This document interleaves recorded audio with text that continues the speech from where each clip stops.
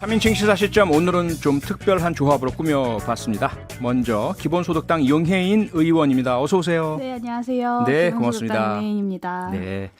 그리고 반대쪽에는 뉴스버스 김태현 기자 나와 계십니다. 어서 오세요. 네, 안녕하십니까. 김태현입니다. 네, 고맙습니다. 네, 오늘 3인칭 시사 시점은 12구 참사에 대한 더 깊은 이야기를 위해서 국회의원과 기자의 조합을 한번 꾸며봤습니다. 유튜브로 지금 저희 모습 생중계되고 있으니까요. 유튜브 MBC 라디오 시사 채널로도 함께해 주시면 감사하겠습니다. 용혜인 의원님은 일단 기본소득당 대표를 지금 맡고 계시지 않습니까? 네, 맞습니다. 예, 그래서 오늘 김진표 국회의장을 야3당 대표와 함께 만나셨죠? 네, 그렇습니다. 그래서 국정조사 요구를 하시는 모습 영상으로 뉴스를 통해서 보도가 됐는데 저희들이 이제 봤는데요. 그 자리에서 그 김진표 의장과 어떤 이야기를 좀 나누셨습니까? 일단은 국민의힘이 국정조사를 거부하고 있는 상황에서 네. 11월 24일 본회의에서 이제 국정조사 계획서를 채택하기 위해서는 네. 현실적으로 물리적인 시간 제약이 좀 있습니다. 그러려면 이번 주 금요일 네. 업무 시간 기준으로는 금요일 아니면 토요일, 일요일 중에는 각 당에서 이제 특위 구성할 명단을 제출을 해야 되고 네. 그래야 특위 구성을 완료하고 첫 번째 회의를 열어서 위원장과 간사를 선출하고 그리고 두 번째 회의를 열어서 국조 계획서, 그러니까 본회의에 올릴 계획서를 만들 수 있습니다. 의결할 수 있습니다. 네. 이거를 역산해 보면 이번 주 내에 좀 명단을 받아야 하는 상황이어서 국민의힘이 마지막까지 설득을 해봐야 하고 또 들어오는 것을 바라지만 네. 결단의 시간이 다가오고 있다라는 그 생각들이 있고요. 그런 네. 취지에서 이제 국회의장께 이렇게 국민의힘을 설득해 주십사 좀 요청을 드림과 동시에 결단의 시간이 다가오고 있으니 국정조사가 진행될 수 있도록 결단을 해 주십사 좀 요청을 드렸습니다. 네. 그러니까 국정조사가 순조롭게 진행되려면 특히 11월 24일 본회의 때 상정돼서 통과되는 방식이라면 국민의힘이 동의를 해서 순조롭게 각 당의 추천 위원들 이렇게 명단이 확보되고 돼야 된다는 말씀인데 네. 현재 국민의힘은 반대 의사를 명확히 밝히고 있고 그래서 설득이라는 용어를 사용해 주셨습니다. 국회의장을 통해 설득을 하신다는 건데요. 그러면 국민의힘은 국정조사가 정쟁의 도구가 될 것이다라는 반대인데 어떻게 좀 설득을 하실 논리가 있으신가요? 네, 저는 사실 개인적으로 네. 설득이 불가능한 상황에 있다라는 지금요. 생각을 합니다. 네. 이야기들을 들어보면 국민의힘 의원님들 내부에서도 좀 여러 가지 의견들이 분분한 상황인 것 같아요. 그러나 대통령실의 명확한 이 국정조사에 대한 불가 방침이 사실 국민의힘을 아주 꽉 강하게 쥐고 있는 상황에서 네. 주호영 원내대표가 사실 이러지도 못하고 저러지도 못하고 있는 상황 아니냐라는 생각이 좀 들고요. 네. 국정조사가 이제 정쟁이다라고 이야기하면서 주호영 원내대표가 세월호 참사 당시에 9번 진상조사를 했다라고 비판을 했습니다. 그러면서 이제 국정조사 무용론을 꺼냈는데요. 그 세월호 참사를 경험했던 세대이기도 하고 제가 그때 이제 길거리에서 많은 시민들과 함께했던 사람 중에 한 명으로서 그 9번 조사 왜 했느냐. 국민의힘의 전신이었던 새누리당과 박근혜 정부가 아주 조직적으로 집요하게 진상규명 과정을 방해했던 과정들이 있었습니다. 그래서 9번이나 그 진상조사를 했었어야 했던 것이고요. 네. 그래서 그 책임에 대해서 자유로울 수 없는 국민의힘이 그렇게 이야기하는 건 적반하장이다라는 말씀을 좀 드리고 싶고 네. 이것을 어떻게든 축소하고 국정조사 발목 잡기를 하려는 시도야말로 사실은 가장 정쟁에 골몰하고 있는 것이다라는 말씀을 좀 드리고 싶습니다. 네. 그리고 결단의 시간이라는 말씀을 주셨습니다. 그 말씀 속에는 국민의힘이 결국 동의하지 않으면 야 3당만의 힘으로 그 통과를 시키겠다는 말씀을 드리는데 맞습니까? 네, 맞습니다. 원하지 않는 약간 현행 법상으로도 원하지 네. 않는 참여를 원하지 않는 정당은 배제하고 국정조사를 진행할 수 있기 때문에 네. 마지막까지 기다려보되 물리적 시한이 있기 때문에 여기에 동의하지 않는다면 야3당 의원들만이라도 국정조사를 해야 한다라고 보고 있습니다. 결국 그러면 국민들께서 얼마나 지지를 해주시느냐의 문제로 넘어갈 텐데요. 정치이다 보니까요. 그러면 정쟁이라는 그 비판에도 불구하고 왜 국정조사를 해야 하는지 좀 설명을 해주실까요? 네, 지금 이제 특수본에서 수사를 하고 있는데요. 사실 특수본의 수사가 당일 현장 대응을 했던 일선 공무원들에 대한 꼬리 자르기 수사다. 그리고 셀프 수사다라는 비판들이 많이 등장하고 있습니다. 네. 근데 이제 참사라는 것은 당일 현장에서의 대응뿐만 아니라 왜 그날 그러면 사전에 제대로 대비를 하지 못했는지 그 과정의 책임은 무엇이 누구한테 어떤 책임이 있는지, 그리고 예년과는 무엇이 달랐기 때문에 이번엔 이런 참사가 발생했는지 등의 네. 총체적 진실을 밝혀야 하는 과정입니다. 이거는 현장에 있었던 일선 공무원들의 어떤 형사적 책임만으로는 한정 지을 수 없는 문제라고 보고요. 네. 그렇기 때문에 경찰 수사가 뿐만 아니라 이 국정조사라는, 그러니까 총체적인 이 참사의 진상을 규명할 수 있는 방식의 네.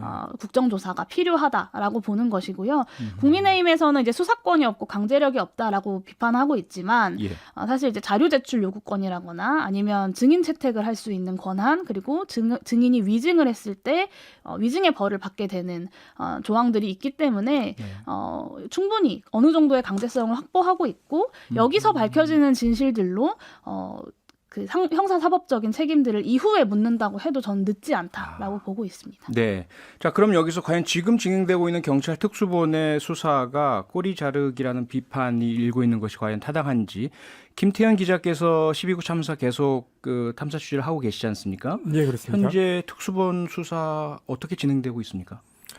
일단은 이제 방금 전에 의원님 말씀 주신 것처럼 그 현장에 있었던 경찰관과 소방관 그리고 이제 공무원들의 하위직 공무원들의 이제 초점이 맞춰진 수사가 진행되고 있는 것 같습니다. 네. 그래서 꼬리 자르기식이라고 이제 비판이 나오는 이유는 방금 말씀드렸던 것처럼 하위직으로 계속 수사의 방향이 향하고 있어서 그런 거고요. 이 사건은 전제를 해야 될 것이 네. 사후에 왜 이 참사를 막지 못했나, 이 현장에서 막지 못했나가 아니라 네. 왜 예방을 하지 못했나가 전제가 돼야 됩니다. 맞습니다. 그래서 이 예방을 하지 못했던 고위직으로도 수사가 향해야 되는데, 수사의 칼날이 향해야 되는데 네. 지금 윗선으로는 가지 않고 있죠.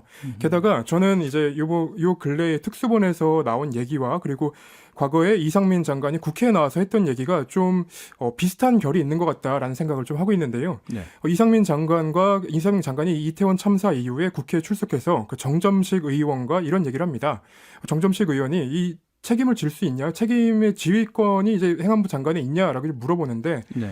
평시에는 경찰의 지휘권이 나한테 없다라는 이제 발언들을 합니다. 그러니까 이게 이제 검사 출신의 정점식 의원과 판사 출신의 이상민 장관이 법리적인 얘기를 갖고 이제 얘기를 한 것 같은데, 네. 그와 관련해서 이제 경찰청 특수본에서 어제 어떤 얘기를 했냐면, 이상민 행안부 장관의 그 지휘권과 관련해서는 법리 검토를 하고 있다라는 이제 얘기를 계속합니다. 네. 그러니까 2주가 지금 지났는데 행안부나 뭐 서울시 등에는 이제 수사의 칼날이 향하지 않고 있는 상황에서 과거에 이상민 장관이 했던 발언을 가지고 그렇게 얘기한다는 것은 네. 국회에 나와서 사실상 가이드라인을 준 것이 아닌가라는 이제 생각이 좀 들 정도입니다. 네.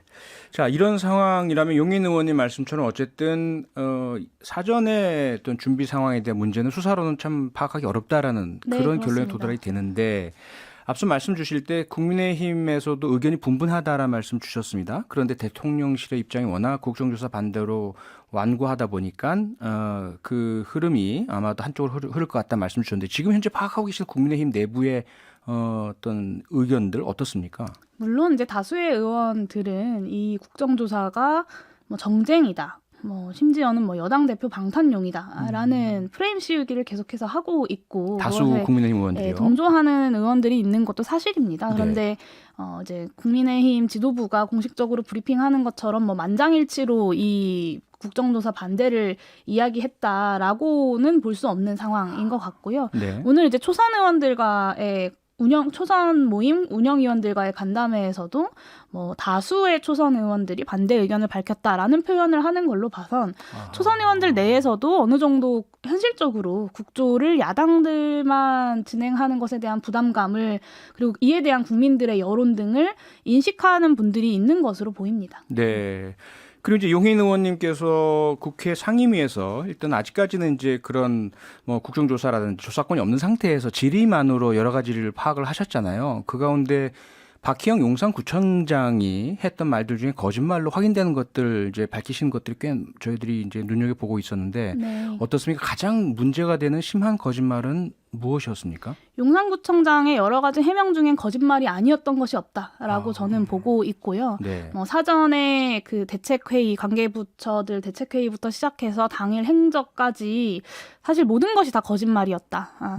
사실 뭐 당일에 자리에 관내에서 사실 이 정도의 사람들이 모이는 이 날이었다면 관내를 지키는 것이 맞았고 그랬어야 했지만 뭐 100번 양보해서 뭐 어떤 일이 있어서 자리를 비울 수는 있다고도 생각합니다. 그런데 계속해서 밝혀질 거짓말들인데도 불구하고 거짓말로 국민들 앞에 이렇게 섰다, 해명했다라는 건 저는 박희영 구청장이 흘리는 눈물의 어떤 진심이라는 것도 국민들이 의심할 수밖에 없는 거 아니냐. 예. 그리고 이 참사에 있어서 책임 있게 수습하고 본인이 책임을 지겠다라는 어떤 의지조차 공직자로서의 최소한의 마음조차 갖지 못한 상태인 거 아니냐라는 생각이 들고요. 네. 박희영 구청장은 지금 당장 그 자리에서 내려와야 된다라고 보는데요. 오늘 이제 국민의힘 지도부와 이태원 참사 관련 TF가 박희영 용산구청장에게 당일에 현장 상황에 대한 보고를 받았다고 합니다. 저는 이거 너무 부적절한 처사라고 보고요. 이제 윤리위에서도 징계 절차를 논의한다고 하는데 박희영 구청장은 국민의힘에서도 사실 징계를 받아야 하는 인물이지 이 상황에 대해서 보고를 할 위치에 있지 않다고 보여지고 이거는 명백하게 사태의 여론이 일고 있는 박희영 용산구청장에 대한 감싸기 시그널을 국민의힘이 보내고 있는 것이 아닌가라는 생각이 듭니다. 네. 김태현 기자님 혹시 뭐 용산구청장 관련한 취재 해보셨습니까? 어떻습니까? 요 관련한 거는 이제 용혜윤 의원님이 말씀하신 내용들에 조금 덧붙일 만한 것들이 있는데요. 네. 일단 이제 맨 처음에 그 윤석열 정부의 그 책임을 져야 되는 고위공직자들이 모두가 말을 맞춘 것처럼 이제 박희영 구청장은 현상이기 때문에 우리가 법적인 책임이 없다. 그리고 주체자가 없는 그 행사이기 때문에 우리가 책임이 없다. 법적인 책임이 없다고 얘기를 했고 이상민 행안부 장관은 경력을 배치했어도 막을 수 없는 참사였다. 사고였다라고 얘기를 합니다. 그렇죠. 그 이후에 이제 대통령실에서도 관련한 그 이상민 장관의 그 발언이 논란이 되니까 그 발언에 대해서 두둔하는 모습을 보였고요. 네. 그러니까 이 과정에서 사실 뭐 어떤 게 이제 거짓말이나 뭐 그런 것들보다 정부에서 책임을 지지 않기 위해서 그 말을 맞춰가는 것처럼 보이는 그 광경들이 유족들한테 어떻게 받아들여질지가 저는 가장 큰 문제였다고 봅니다. 네. 발언들의 문제를 짚어주셨는데 어떻습니까? 실제로 이상민 행안부 장관이 경찰과 관련된 권한과 책임, 의무 이 부분이 장관의 말과 현실 일치했습니까? 저희가 기사를 썼었는데요. 경찰국 신설 때와 180도 발언이 달라졌다고 저는 봤습니다. 어떤 얘기들이 있냐면 경찰국 신설 당시에 이렇게 얘기합니다. 행안부 장관이 치안 업무를 직접 수행하지 않더라도 경찰청의 업무가 제대로 수행되고 있는지 확인하고 지휘 감독할 책임과 권한이 있다라고 이제 경찰국 신설 당시에 얘기를 하는데 그랬죠. 이번 이태원 참사 이후에는 경찰국은 누누이 말씀드렸다시피 치안과 전혀 무관한 조직이라고 이제 발언을 합니다. 두 번째로는 지금 이 상황에서 행안부마저 경찰이 알아서 잘할 것이라고 바라면 막연히 기대하면서 손 놓고 있으면 이것은 행안부의 직무유기다라고 이제 경찰국 신설 당시에 얘기를 했는데 이태원 참사 이후에는 보고 자체도 받지를 못하고 있고 지휘할 수 있는 근거가 없다. 그러니까 이상민 행안부 장관의 발언으로 그 반론을 해보자면 행안부가 직무유기를 하고 있는 것 아닌가라고 이제 반론을 할 수 있을 것 같고요. 마지막으로 이제 역대 청와대가 경찰을 직접 지휘 통제해서 비정상을 정상화한 것이다. 과거에는 행안부를 거치도록 한 헌법과 법률을 위해서 행안부를 패싱했다. 뭐 이런 취지의 발언을 했었습니다. 경찰국 신설 당시엔. 그렇죠. 근데 이태원 참사 이후에는 이태원 참사 발생을 대통령께서 어떻게 먼저 아셨는지 정확히 보고 절차를 나도 모르겠다. 그러니까 이 관련된 내용 절차를 정상화시켰다고 말씀하셨던 행안부 장관이 나도 절차를 모르겠다라고 얘기하는 것은 굉장히 무책임한 발언인데 이 이태원 참사 전후로 해서 이렇게 발언이 바뀌었습니다. 네. 그래서인가요? 용인 의원님께서 경찰국의 권한을 축소하는 법안도 발의하셨다면서요? 네, 사실 이제 참사 때문에 발의를 했던 것은 아니고 이상민 행정안전부 장관의 주장에 의하면 기존에 있었던 국가경찰위원회가 중앙행정기관이 아니기 때문에 이 경찰국을 설치할 수 있다는 것이 주된 논거였습니다. 그래서 이거를 좀 법률적으로 명확히 하기 위해서 국가경찰위원회의 위상을 명확히 하고 권한을 확대하는 법안을 사실 이전부터 좀 준비를 하고 있었습니다. 행정안전위원회에서 질의응답 시간에 사실 이렇게 결국에는 뱅뱅 도는 질의응답을 하는 것보단 법 개정 논의 과정을 통해서 좀 생산적으로 이 문제를 풀어보고자 했던 것인데요. 네. 근데 좀 전에 이제 김태현 기자님 말씀하셨던 그 내용들과 사실 지금의 상황들이 맞물리면서 이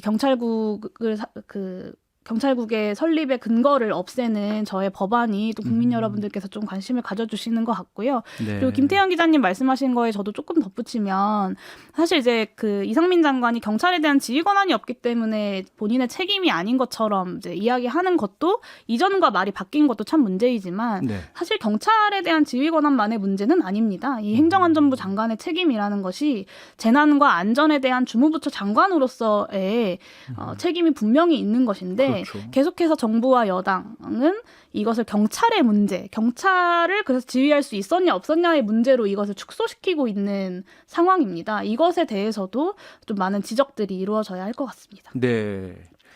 네, 앞으로 한번 더 그 어떻게 사실들을 밝혀내시는지 지켜보도록 하고요. 그리고 지금 박희영 용산구청장은 선출직 아닙니까? 네. 다른 이제 경찰 고위 관계자나 이러한 임명직과 선출직은 또 무게가 많이 다를 텐데요. 혹시 구청장 이외에도 다른 선출직 공직자 중에 책임을 져야 할 사람들이 또 있을까요?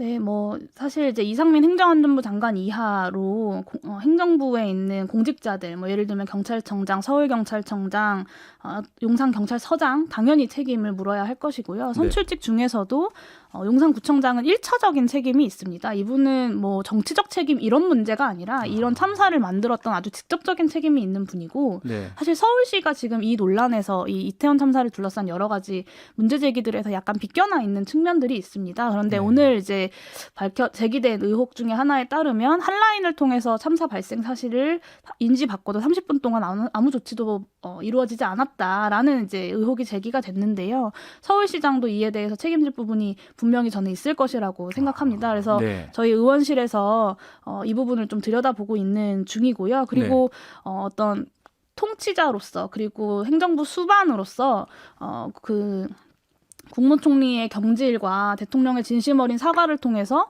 국민이 다시 국가에 대한 공동체에 대한 신뢰를 회복할 수 있는 과정들 역시 필요하다고 생각합니다. 네.